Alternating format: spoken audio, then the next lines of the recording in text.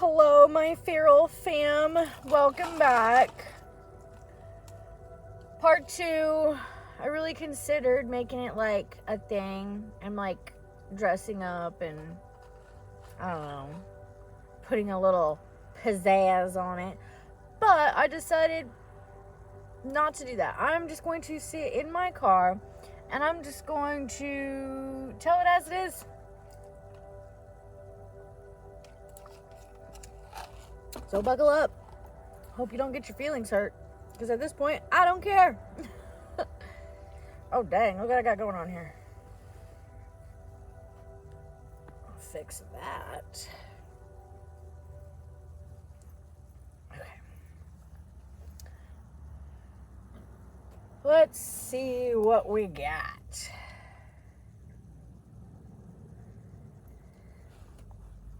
So, I believe where I left off was stepmom and dad got a divorce and we ended up having to move. So, from what I remember, spent a couple days at our uncle's house, and then dad picked us up and took us to the airport. And from there, we went to Mississippi. We moved in with our great aunt, and she had a decent house at the time, like bedroom-wise. Like, she could house all of us without us, like, having to, like, share rooms or, like, live on top of each other. So that was nice. But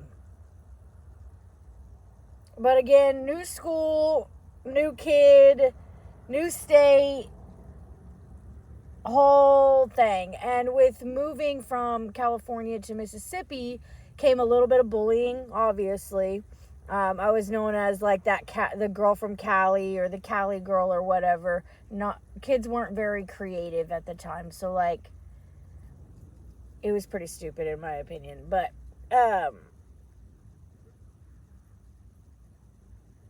didn't have a lot of friends in Mississippi. I did, the few friends that I did have in Mississippi, I would still consider my friend to this day. If they called or needed anything, I got them. And I enjoyed my time there as a child when it comes to like my school and like getting to know people that genuinely were like there for me.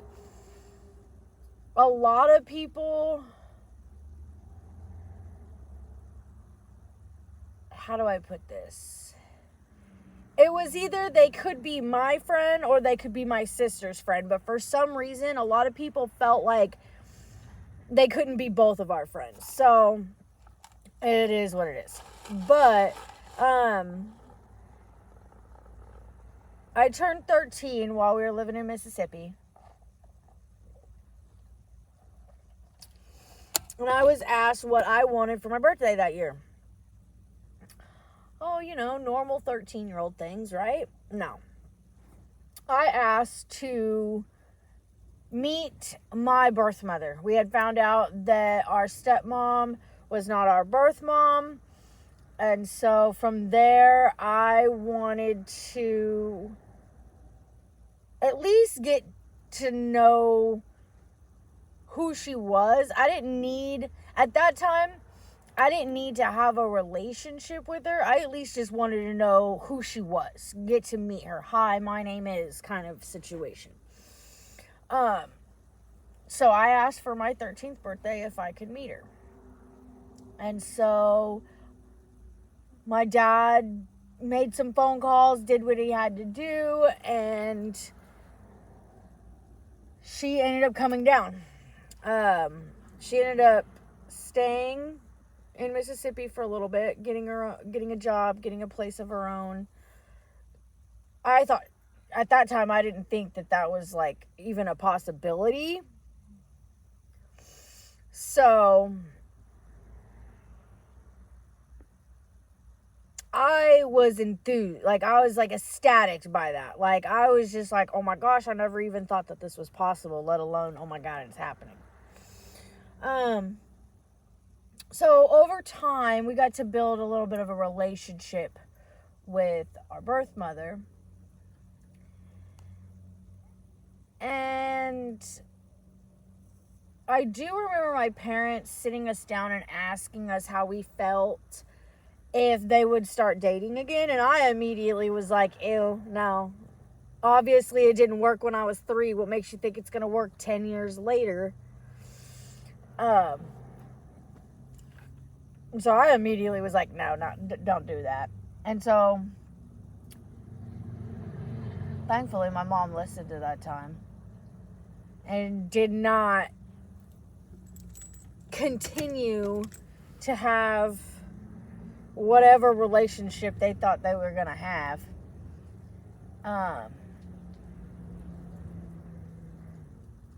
Eventually, my mom got a place. My birth mom got a place. I believe it was someone she was working with. I want to say like a coworker at Subway let her move in. And so we got to do a little bit of back and forth. We got to, be at dad's during the week and sometimes mom's on the weekends. And we did a kind of little back and forth situation. Not officially, like court-wise, just over time getting to know her and being able to build that relationship came with time alone with her. So, I really enjoyed being out of the house and being either at a friend's house or my birth mother's house or down the street at my friend's house. Like, it did not matter. I wanted to be away from the house. Never really felt like it was my space or I had a space of my own, so I was constantly out. And I did meet some friends and started doing some questionable behaviors. I was a teenager. What did you expect? Literally going through an identity crisis, figuring out not only who I am, but who the fuck I'm coming from. So I got in trouble at school. I believe it was for smoking cigarettes. I think they put a new camera in, and I got caught smoking cigarettes. And I got an out-of-school suspension for a couple of days. And with that out-of-school suspension, they had to send a letter home. And I told them, okay, my parents have moved, blah, blah, blah. Came up with this whole elaborate story about how I wanted them to send the paperwork to my mom's house and not my dad's house. Well, they sent it to both. So while I'm at my mom's house, I'm pretty sure I'm having to do dishes or something crazy. It was not a ridiculous punishment, if that makes sense. It was something like an everyday chore that I was doing. And my dad shows up and basically just busts in my mom's friend's house, unannounced, uninvited, unwelcome, talking about we're having a family meeting or some shit. Upset that I got kicked out of school. Basically upset that he was the last person to find out. And she basically was trying to tell him, I was going to talk to you about it. I'm sitting here talking to her about it. Time. Give me time. And he didn't like that. Basically, he was out of the loop. And he didn't like that I was smoking cigarettes. Clearly. So while we're sitting in the living room, the way the living room is set up is one of the chairs has got its back to the couch because everything was pointed at the TV. And so the chair that I was sitting in, I had my back, was the one that had its back to the chair, to the couch.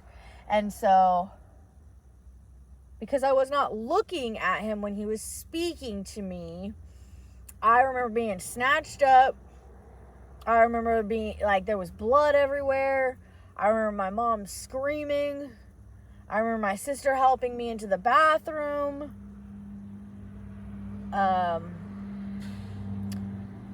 Later on, I found out that he had broken my nose.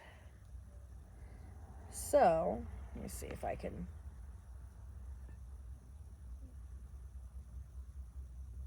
I don't know. You can barely see it. Anyway, a whole face smashed, basically. So my mom gets him out of the house. The owners of the house get him out of the house. And he's basically saying, you know, she's coming with me or whatever. I don't know if he was talking about my sister or me, but my older sister ended up having to go with him. My mom made it to where I stayed.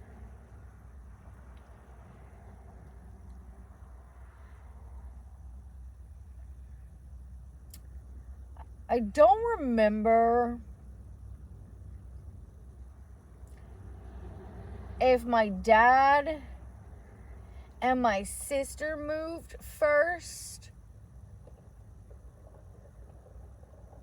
but I remember my dad and my older sister moved to Missouri, South Missouri.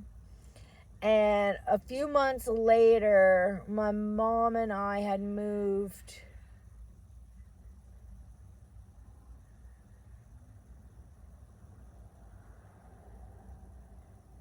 we had moved to St. Joseph, Missouri. I remember going and seeing family members in Illinois first, and then we moved to St. Joe.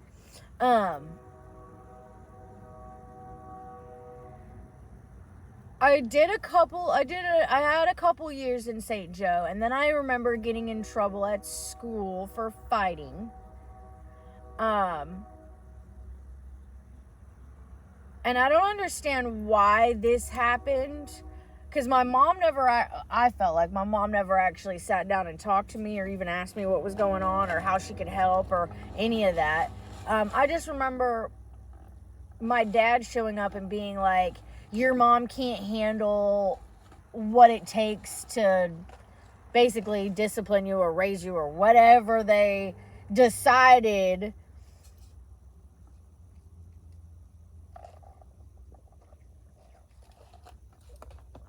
In a separate conversation was that I basically needed to go live with my dad again. Okay, cool. It's not like my nose was broken the first time, but okay. There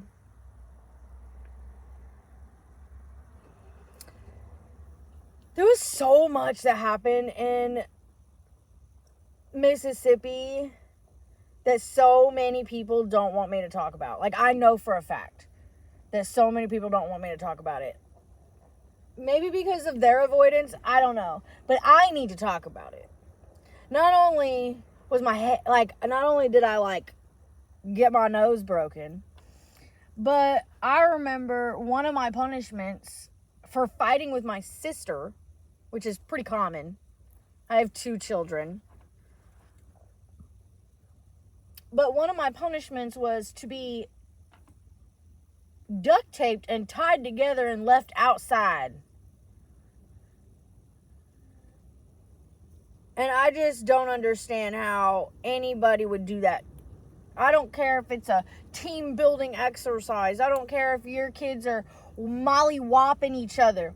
The last thing you fucking do is duct tape them together and tie them together and then tie them to a fence in a cow pasture in the Mississippi heat. Nobody thinks that's little A little off there? Just me? Okay, cool. There were so many incidents that it was discipline crossed into abuse. There was no need to punch me in the face. There was no need to leave us outside in the Mississippi heat with no food, no water, no nothing, so we would get along. The last thing I'm going to do with somebody is get along with them if I am duct tape and tied to them and left outside. I'm gonna chop off their legs so I can get out, is what's gonna happen. I'm not the one. You push me, I push further.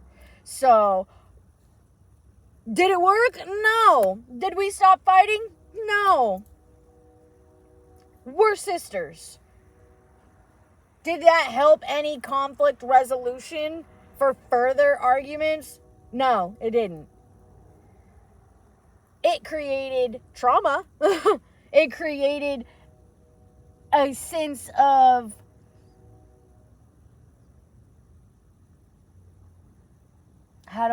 almost like insecure or like unsafe around that person.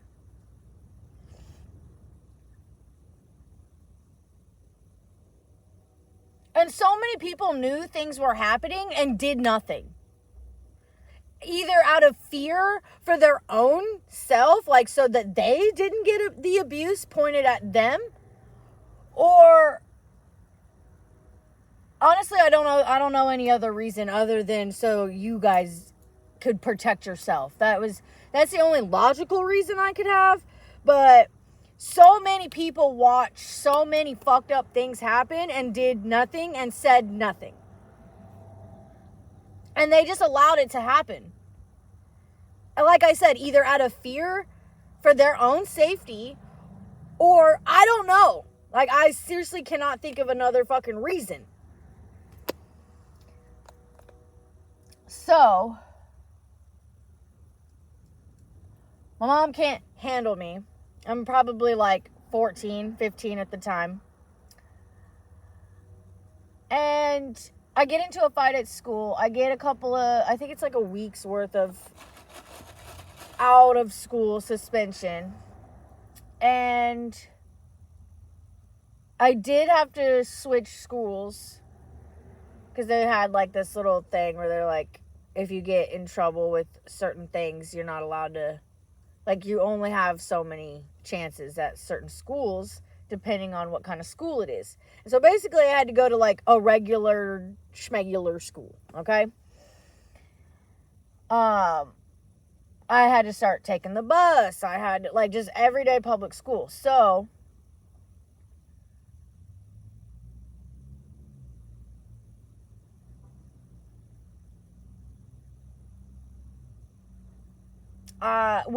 I'm pretty sure with the switch of the new school is when I started acting out. Because I didn't want to go to that school. I wanted to see my friends every day. I didn't want to have to, like, the school we were going to was on the north side of town. I had to start going to school, like, on, like, the middle of town. There's, like, north, south, and then the middle. And so I had to start going to school with a bunch of people that basically didn't like the school that I was going to. I was the rival school. And so, of course, that with being a kid in middle school, that comes with stupid trials and tribulations and bullying and all that fun mean girl shit, right? So I kept my head down, tried to keep to myself. I got real depressed, and my mom, instead of asking questions, she was really good at avoiding. So she basically calls my dad and says, hey, I can't handle this anymore. Come get her. And so before I know it, I am literally being picked up at my friend's house. I'm not even home. I'm being picked up at my friend's house by my father, being told that I need to go home and pack a bag because I live with him now. Where was I in this conversation? Nobody's asking me what I think. Nobody's asking me how I'm doing anything. No one's talking to me. They're talking about me, but no one's talking to me. And so, new school all over again. But this time it's in the middle of the year. So, I moved to a school where my older sister was already known. Like, she had already been going to school there for a couple of years. And I then move in. And so, everyone's like, oh, Paige, so-and-so's little sister's Paige. She just moved here, blah, blah, blah, right? And so, nobody really tried to get to know me except for a handful of people when I lived there the first time, because there was already this image of me created before I had gotten there as the younger sister, and she's like this or she's like that or whatever. The narrative of me was created before I had gotten here. So, I decided to just keep my head down, get through what I needed to get through, and if I make a couple friends, cool. Like, I was over being the new girl by then. Like, I didn't give a fuck. Not one flying fuck left. And so I did kind of come off as, like, mean or like kind of like a loner. Nobody really wanted to hang out with me. And that was okay with me. I really didn't mind. So, eventually, I want to say, that's what it was. Eventually, we moved again, and it was after my freshman year. We did okay here. We had family here, grandmas, aunts, some cousins. I had never been around that much family in one spot, so I did enjoy that. Getting to see some cousins that I hadn't seen since, grade school, like first and second grade. But it felt like it was all a show. It felt like I was the only person sitting in the theater and there was a show being put on in front of me. That's literally how it felt. So,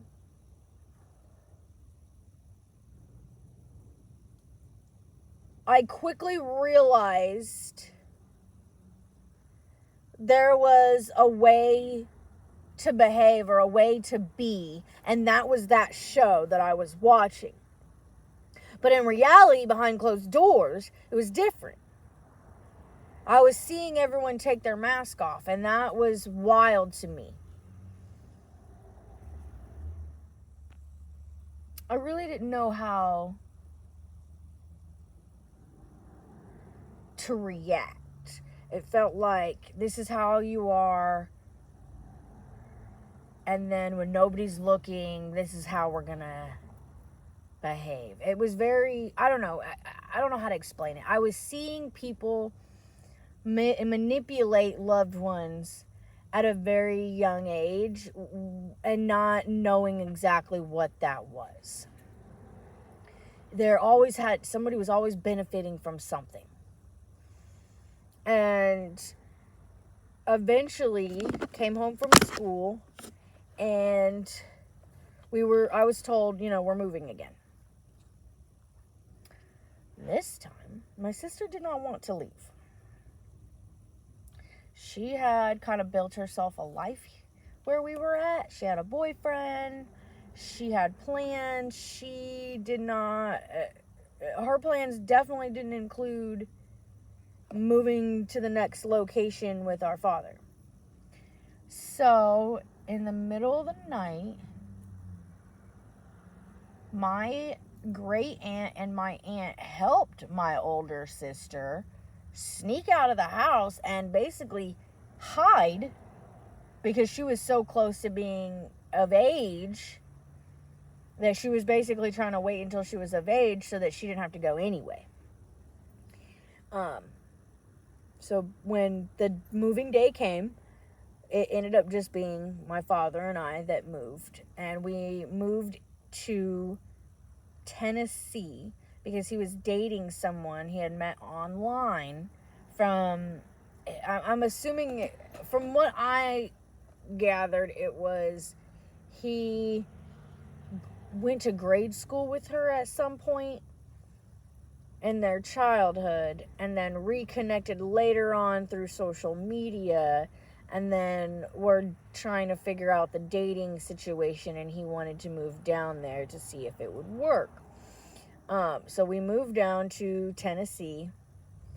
I will not be saying the girlfriend's name or her daughter's name to protect her, because she is an amazing and wonderful human being.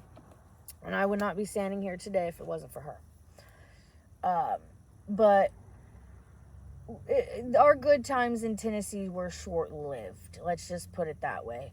When we got there, my dad basically was like, this is so-and-so, this is her daughter, we're going to be staying here, be respectful, this, that, and the other. Started me in school.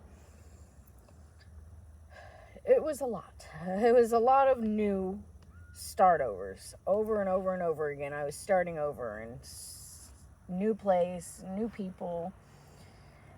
And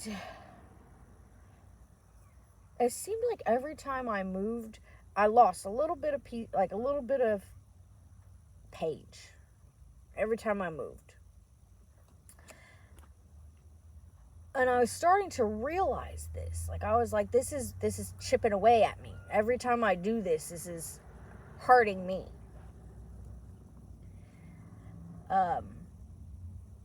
I had a wonderful relationship with my dad's girlfriend and her daughter. I enjoyed lots of our activities that we did together. I enjoyed...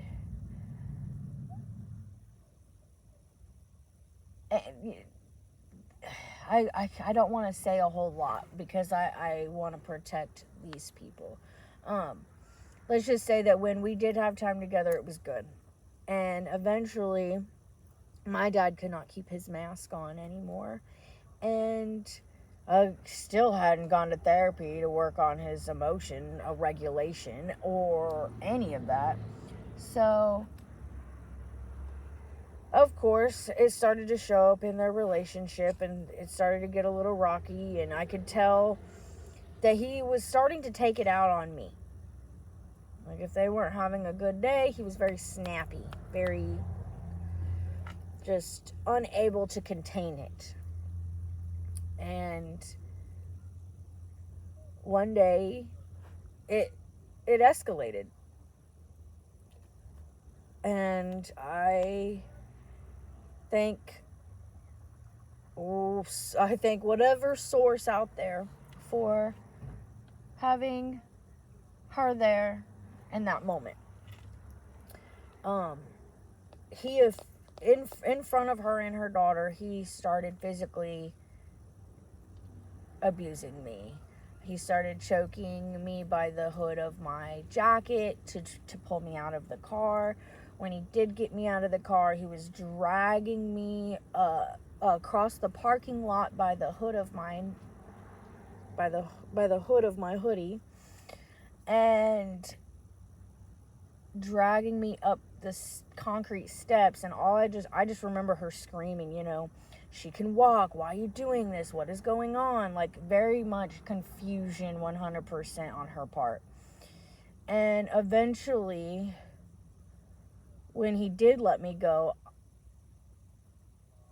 that is where my memory stops. And everything after that, I was told what happened. When he let go of the hood of my jacket, I apparently had fallen down an entire flight of concrete outdoor steps.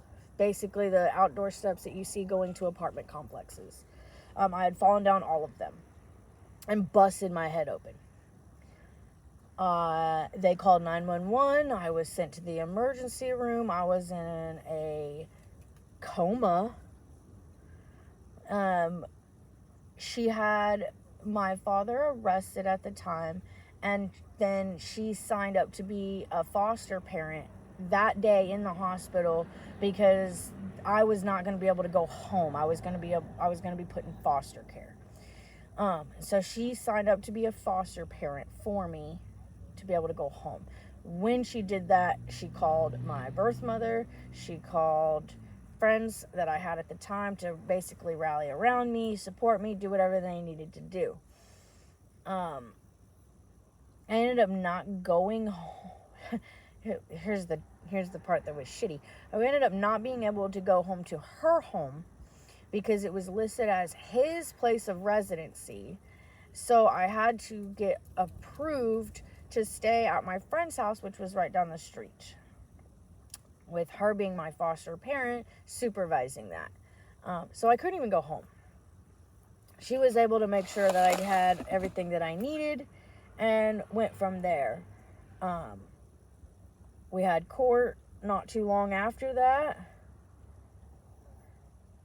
And the court finally was like, usually in court situations when there's abuse like that, depending on the age, they might talk to the child. So at this point, because of my age, I had what they are called, I think they're called a guardian ad litem. But basically it was a representative for me as the minor child. And this person basically sat down with me and asked me what I wanted. And I simply told her that I didn't want to be a punching bag for someone's emotional distress. Like, every time there's something going on, I'm the one that it gets taken out on, and I'm tired of being that person. I didn't want to live there. I didn't want to live there 4 years ago, and yet here I am. And so my mom ended up getting full custody that day and moved me back to St. Joe. Moving back to St. Joe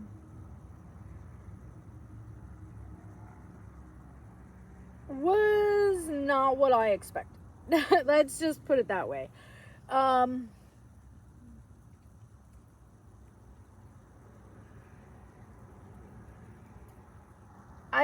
didn't feel from my mom's side of the family like I was being welcomed with open arms. And when I came back, I really was looking for someone in my family on my mom's side that could help me navigate what I was having to deal with at a young age, and to be supportive and to be, the hand that you hold when shit hits the fan. I did not get that from most of the family, at least not the family I was expecting it from. The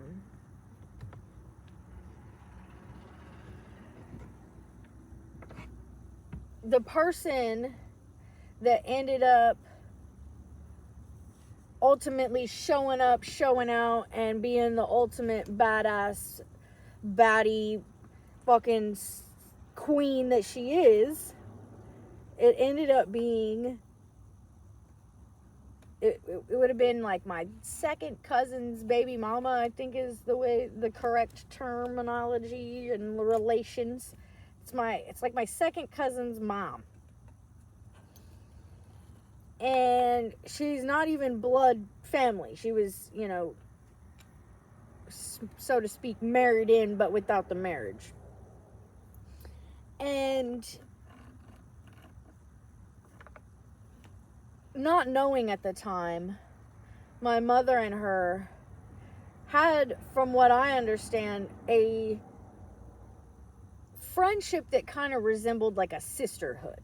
And so with my mom trying to navigate everything of being a mother, because she hadn't been in my life for so long, she did reach out to Julie and asked her to basically like watch over me, be there for me, guide me, do whatever I needed, but also kind of like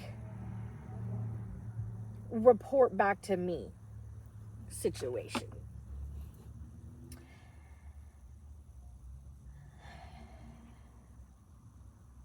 And that's how our relationship started, was her automatically being like, I can't handle her, be her friend, and be everything that I can't be. So right off the gate, I'm sitting here thinking we're starting off this relationship with honesty, trust, communication. We're gonna, look at this thing from, adult perspective, because, at this point I've been through so much that like I'm very mature for being 14, 15 years old at this time. I've been through so much that it's hard to sugarcoat real life when I've already seen how shitty it can be.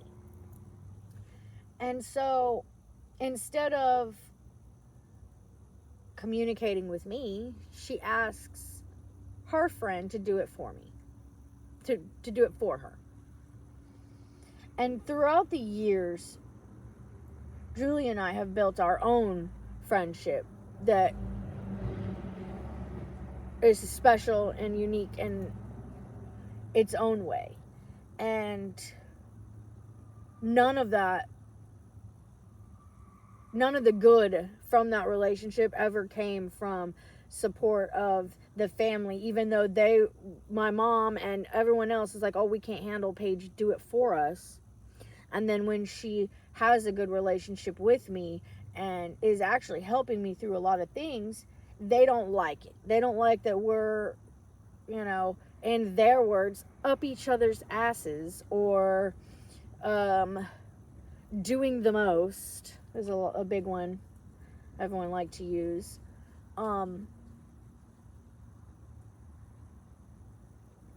At this time, I had met my first husband. I was about 15, 16 years old, living in St. Joe, pretty much just trying to do my own thing because everyone in the family is basically treating me like the black sheep.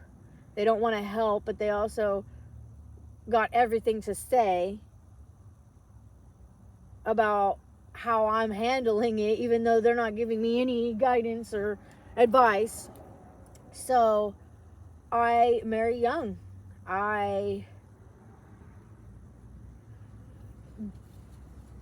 started dating my ex-husband very young. We were working together. We had the same mutual friends.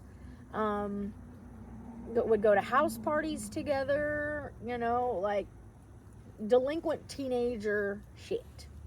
City shit. And everyone had something to say about my relationship, of course. They thought, I shouldn't be doing it, or they didn't like him, or whatever their opinion was at the time. They were not communicating that towards me, or sitting down and talking to me.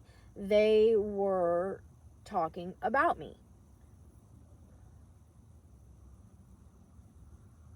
And so throughout the years, and the further I get into this relationship, I don't feel supported. I don't feel like anything I say matters when it comes to my family, because they're basically, their viewpoint is, this is your bed and you can lie in it. And at the same time, the problems that I was struggling with, they were directly benefiting from. So the things that I had a problem with in my marriage, that, oh my gosh, if I could fix this, everything would be great, if we could just get past this, those were the things that my family were benefiting 100% from. So if he was to stop doing the things that I was asking him to stop doing, they would be directly affected by it. And so, of course, that can't happen. So I have my family going behind my back and basically supporting, encouraging, and just 100% not supporting me, supporting him and everything that is going on with the beginning of the downfall of our marriage. And they're lying directly to my face and telling me, oh,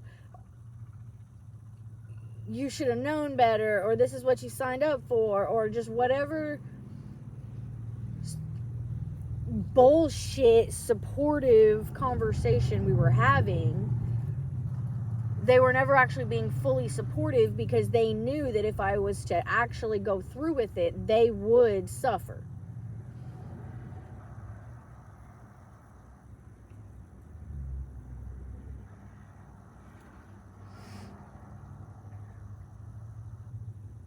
This is when I found out that I was pregnant.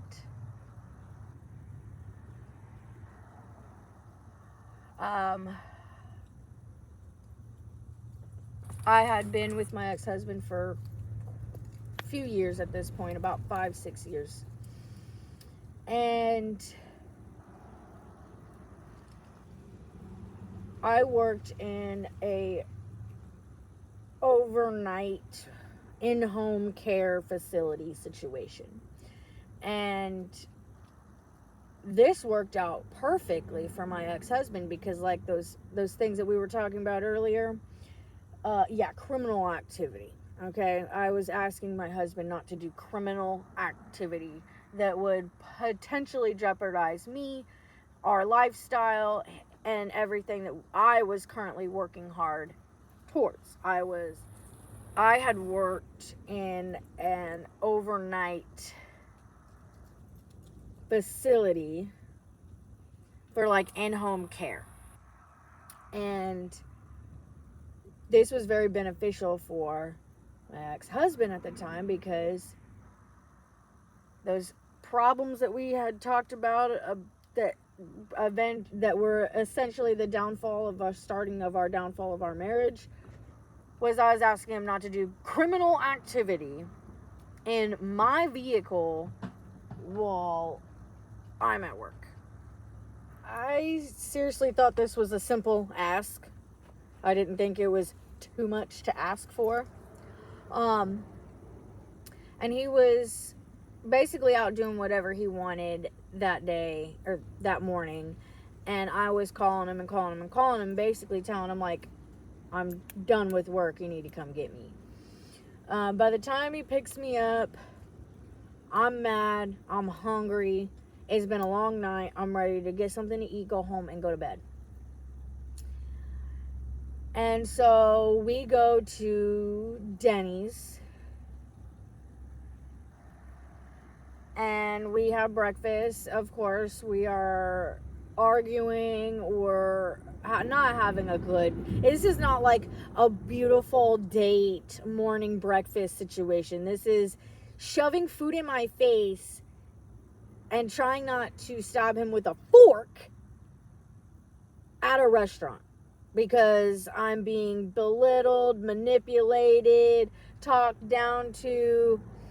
Basically, I was the problem because I asked to be picked up from work on time and for him not to do illegal activities in my vehicle while I'm at work providing our lifestyle.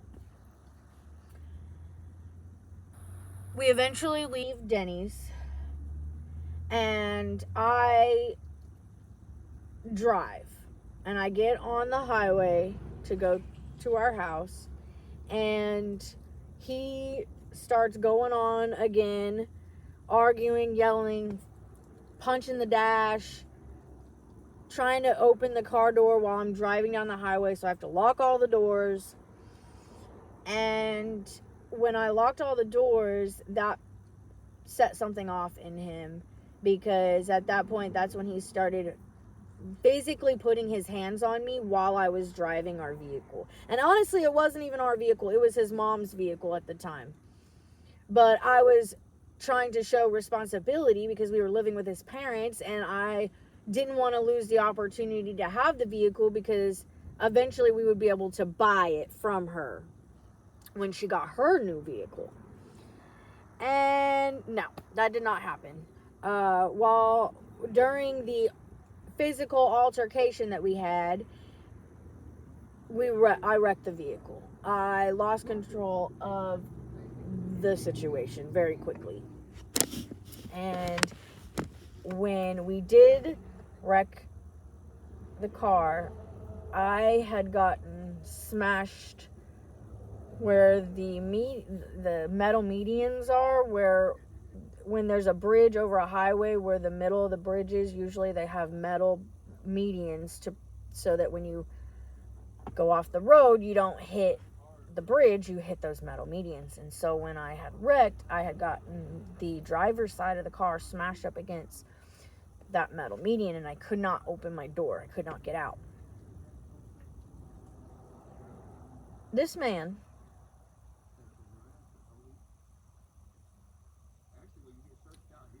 gets out of the car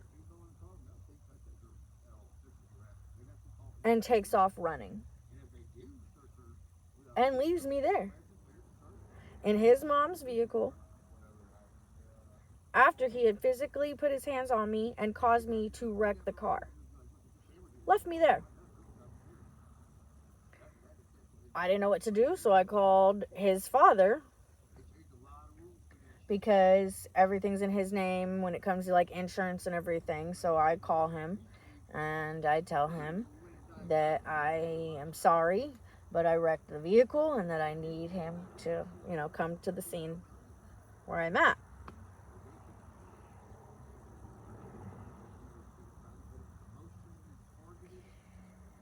I had hit my head right here.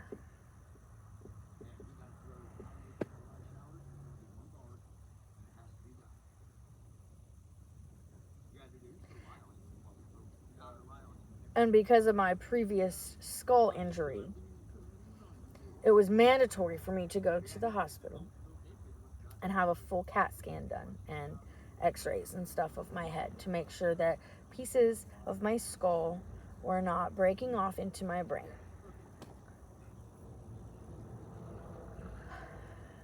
So they take me to the hospital. His parents are there. They call my mom at the time. And while everyone is waiting for me, I'm taken to this other room. And during that process, I had to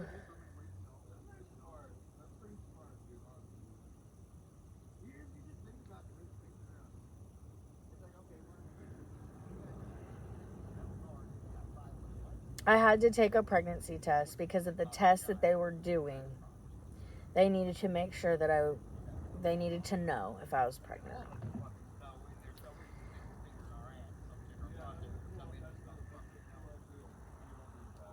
Before the doctor could come in and give me my results, a nurse came and got me and took me into the room where the tests are done. And I'm sitting on this bed. I have not talked to my doctor. I have not been given my results. I have no idea what's going on other than I have to do these tests. And she's going over all of the information with me, and she basically tells me that I need to sign this extra set of paperwork to be able to do these tests because I'm pregnant.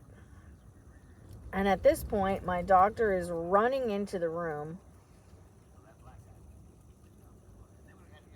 like, I didn't get a chance to tell her yet. And I was like, okay, cool, I'm freaking pregnant. That's something was not expecting. And so obviously, with it being a traumatic situation, with it being a car wreck that caused me to find out that I was pregnant, they basically set up like a ASAP doctor's appointment to make sure that, one, to find out how far along I am, to make sure that the baby's okay, everything that they need to do during pregnancy. This is the moment I found out that I was 4.5 months pregnant with my son. And this is where I'm going to stop my part 2, because this gets into more my adulthood years. I was 19 when I had found out that I was pregnant. So I think that's a good pause area. Sitting here telling this story and having part 1 put out, I've had a lot of people reach out to me, and I've been trying to focus on the people that have reached out to me in a positive manner, because that shows me that I am doing the right thing. It shows me that speaking is breaking that cycle, that speaking my story is shining a light on everything that has happened, but it is also letting people know, one, they're not alone. The things that they experienced were not fair for you or me or anyone else that had to endure it. But also, it's building a support system for myself that was right there in front of me, and I didn't realize it. My story is helping people, and my experience in their life has brought them good. And even though with sharing my story, it's bringing the negative along with the positive, I really have to focus on the people that I'm positively affecting by this.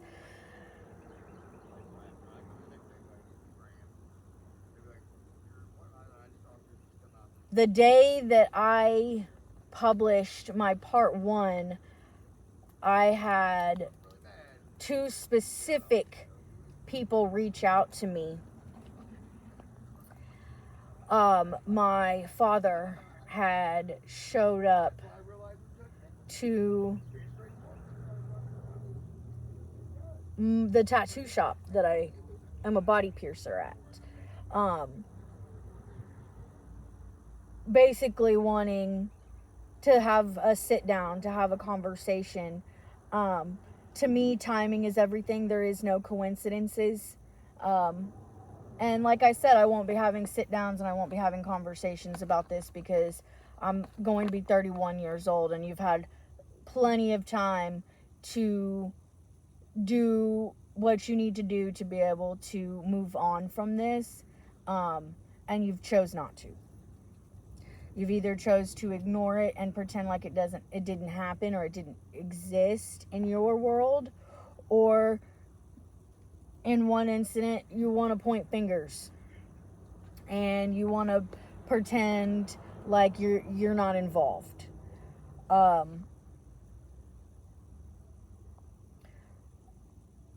didn't know if I wanted to do this, but I think I will. I think honesty is going to be the best way for me to be able to process and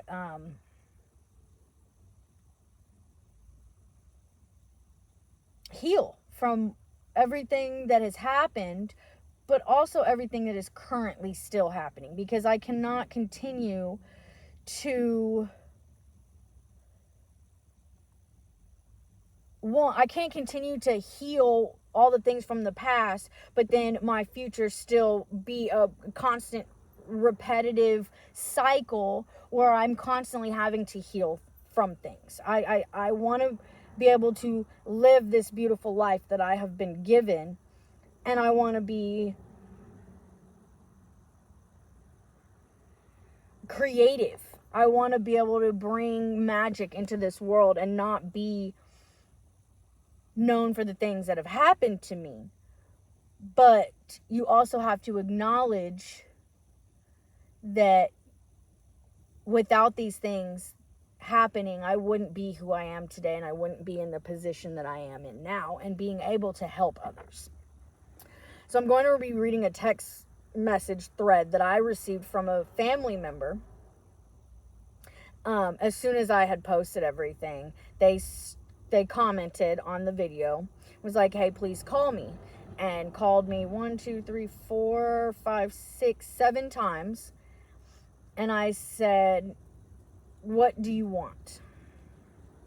Because my family is notorious for blowing up my phone, making it seem like this, like something important happened, literally like somebody died, just to manipulate me and to get information from me, to then turn around, talk shit, create this narrative. And I'm tired of the fake support just to turn around and stab me in the back. And so this person said, call me. And I was like, what do you want? They said, I want to talk to you. And I said, why? They said, why are you being like this? I have done nothing and I wanted to talk to you. I said, you have done nothing. Okay, you can tell yourself that. I'm done talking. Bye. Immediately the mask comes off because I am not entertaining it. I'm not feeding into it. I'm not going, oh my gosh, let me call you and tell you my whole life story so you can use it against me. So the mask comes off and it says, you know what? I haven't done anything. I don't know what you have heard, but if you have a problem with me, you should bring that problem to me. If you want to act like this, fine. I'm not like the rest of your family. It wasn't even anything bad that I wanted to talk about. I said, I'm done acting like you give a shit. Please just leave me alone. Because I've tried to set boundaries in a healthy, positive, fun way, and I am disrespected in every way possible when it comes to my boundaries. So now I have to be very direct and very to the point and just not entertaining it at all. And I said, I'm done with you acting like you give a shit. Just leave me alone. The response was, I don't, frankly. Laughing face. You act like the victim and you aren't. I said, the victim, ? I said goodbye. You literally post on Facebook about your childhood trauma, but you aren't playing the victim, laughy faces. You just want pity from everyone. Have a nice fucking life. I'm going to make this very clear. I'm not looking for pity from anyone. I'm not trying to play victim. I have spent my time trying to heal and make it no one else's problem but mine. What happened to me is what I have to deal with, what I have to process, what I have to learn from. And doing that, I have learned that I cannot bottle everything up. I need to share my story. Because there is a little girl out there or a little boy out there that has experienced something similar to what I have experienced, and they feel alone. I'm not looking for pity. I'm not looking for a party. I'm not looking for anything other than to help someone in their time of need by sharing my story. So I said, please don't play the sweet card to my face and turn around and talk shit to my back. You never cared. Again, goodbye. And since you decided to watch, keep watching. Part 2 gets good. At this point, I was blocked. And I really don't have anything else to say other than, watch part 2. Because I can't sit here and just keep going around and round and round on this merry-go-round and expect anything to change. So I'm getting off the ride and I'm going to start living my best life. Plain and simple. And I support anyone who feels like, because I'm tired of this, oh, they're family, oh, you never get another mom, or, you wouldn't be here without your parents. Yeah, thankful for this life. But other than that, it's mine. I'm going to live it how I choose. And I choose to live it in peace and happiness with my children, with my husband, with my friends, and with the family that I have built. Shout out to Julie. Has been my ride or die through all of this. Through all the times I thought I was crazy, all the times that she picked me up off the floor, all the times she had my back. Thank you. Because now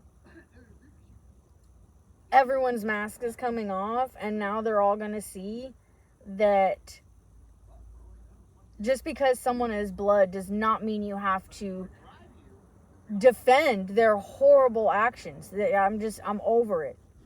I'm okay with being the black sheep of the family. At this point, I don't want to be a part of this family at all.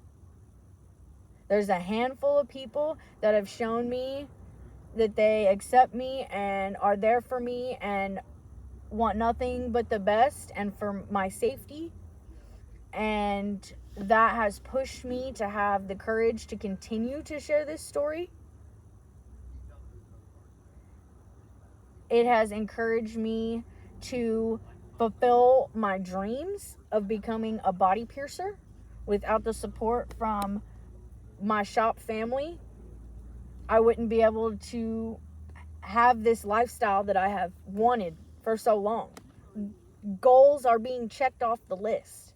Bucket list things are happening for me now, and I never thought that that was possible because I always felt like I was drowning.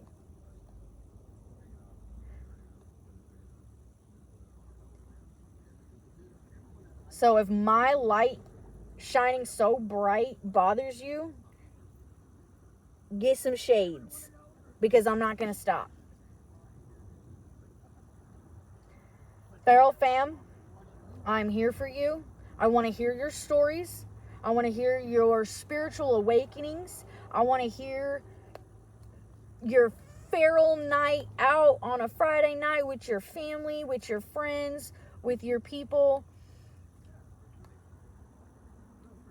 Sharing is caring.